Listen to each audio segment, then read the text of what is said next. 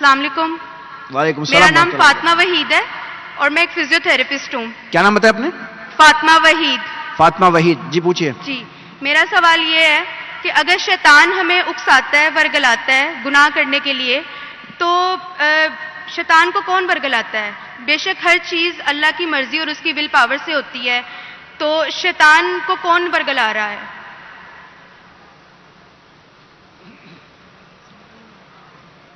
بہن کا سوال ہے کہ ہم کچھ غلط کام کرتے ہیں تو شیطان ہمیں بھڑکاتا ہے، لیکن شیطان کو کون بھڑکاتا ہے؟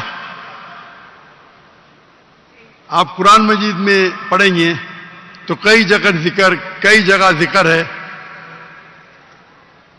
ابلیس کے بارے میں، اور تقریباً 7 جگہ قرآن میں لکھا ہے کہ اللہ نے ابلیس سے فرمایا کہ آپ سجدہ کرو.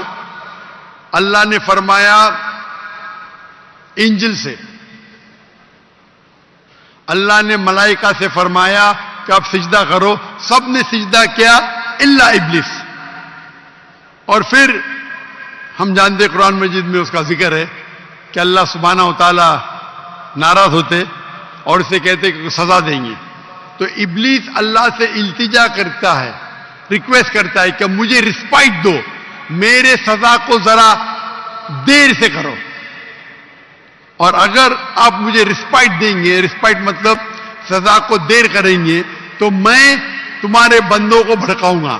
تو اللہ تعالیٰ جواب دیتے سورہ بقرہ میں کہ آپ میرے بندوں کو بھڑکا ہی نہیں سکیں گے، جو میرے بندے نہیں ہیں ان کو بھڑکا سکیں گے لیکن میرے بندے کو بھڑکا نہیں سکیں گے. تو ابلیس اللہ کو چیلنج کرتا ہے، اور ہم جانتے ہیں کہ اللہ سبحانہ و تعالی ہمیشہ غالب ہوں گے.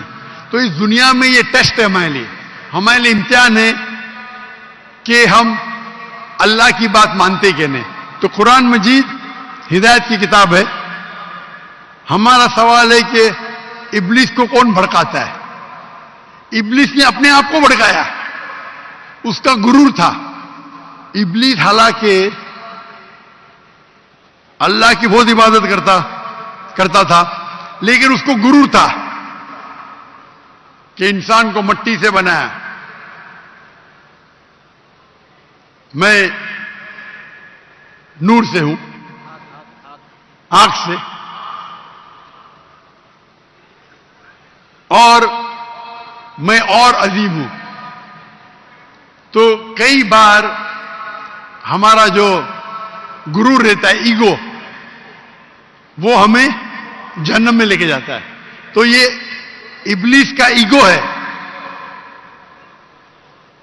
جو اسے بھڑکایا اور وہ اسے جہنم میں لے کے جائے گا. ہوپ دان سے کوشچن.